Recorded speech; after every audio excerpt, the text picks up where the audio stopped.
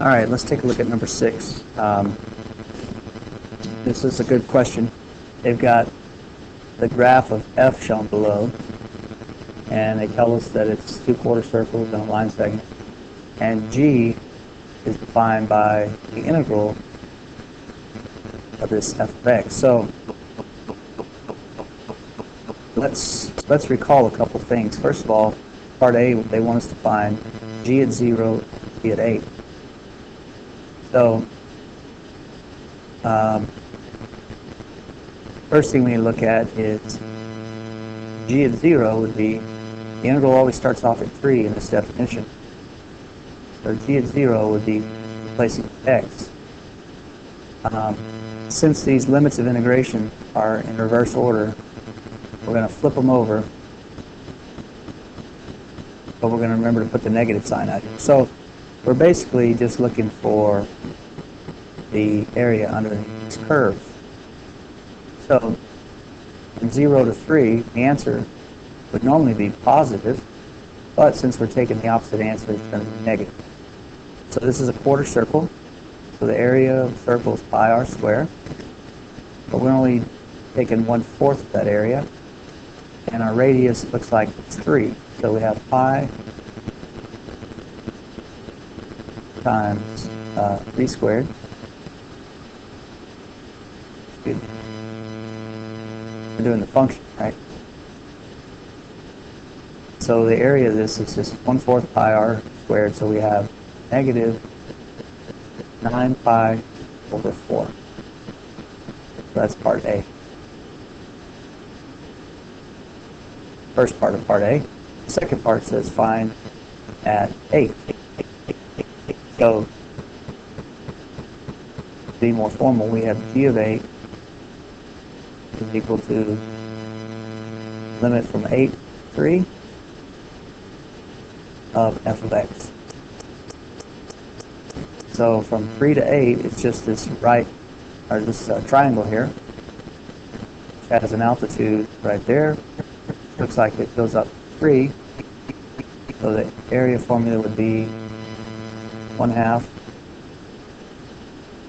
height is 3, and the base is 5.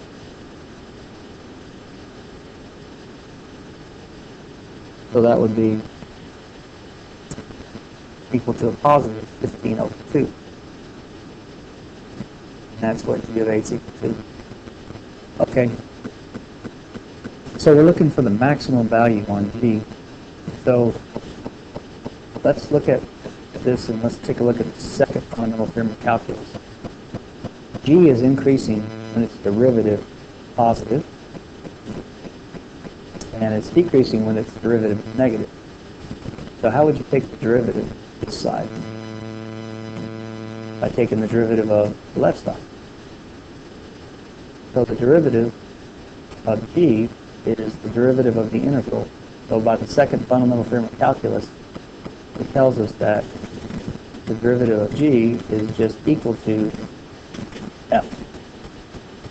So in essence, it's like the derivative cancels out the integration process. All right? So we can simply write down here that this is equal to g prime. So this graph is also the derivative of g. So we want to know what's happening, where's the maximum happen on 3 to 16.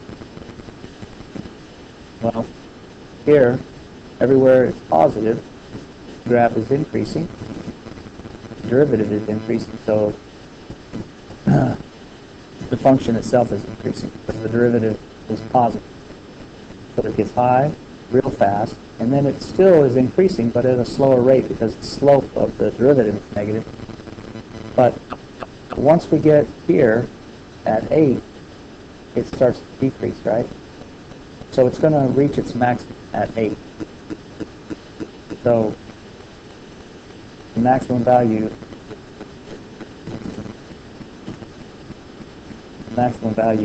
on the closed interval from 3 to 16 occurs at an x equals 8, and the justification is because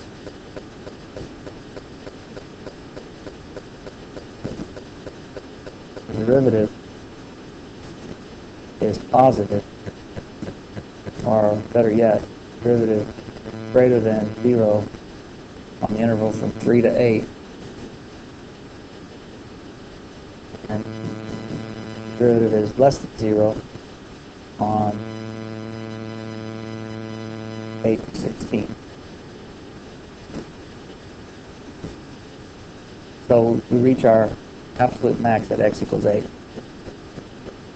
Okay. Write the equation for the line that's tangent to g at the value 11 for x, and the function value, what x is equal to, is 11. Or what g is equal to when x is 11, I should say. So let's erase this. And so let's take a look at what we're going to find. We're going to need to find y minus g of 11 equal to the derivative of g at 11 all times x minus 11. This is the point slope formula. So we know g, let's take a look at the derivative. Erase that. So the derivative of g is just the function value of 11. So at 11, this looks like it reaches a negative 5. So from the graph, we have that. Now we just need to go about finding g at 11. That's just the function value. So the area underneath this curve, well, we know from 3 to 8 is equal to what? In part A is 15 over 2. So all we need to do is find this value from 8 to 11. But it's just a triangle with a base of 1, 2, 3.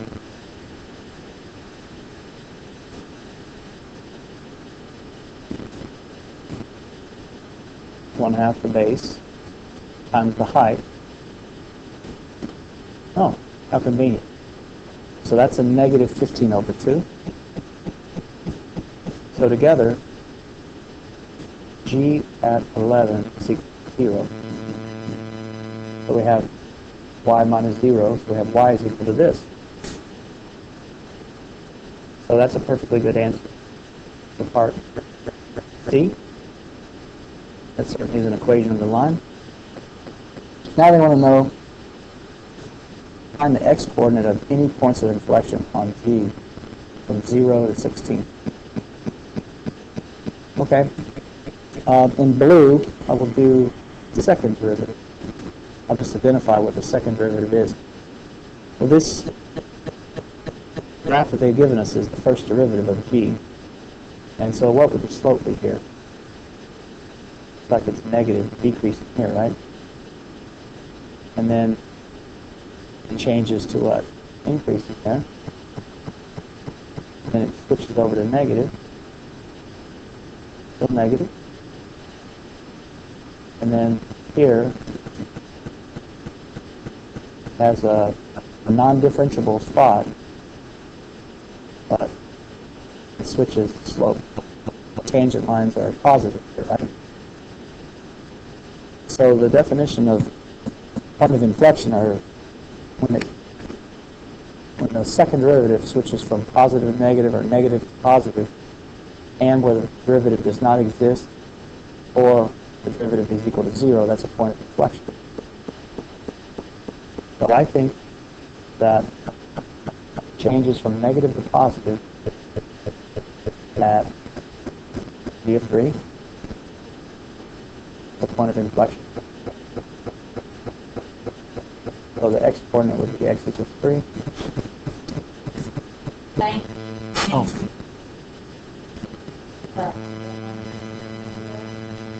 Uh-huh. Okay. So x equals 3, the point of inflection, because the derivative d double prime switches signs from negative to positive.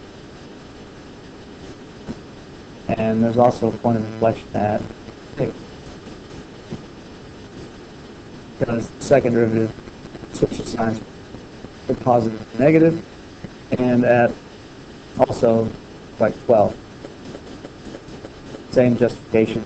This time g double prime goes from negative to a positive. Okay. So I'll try to get this one up there, and good luck with the rest of it. Thank you.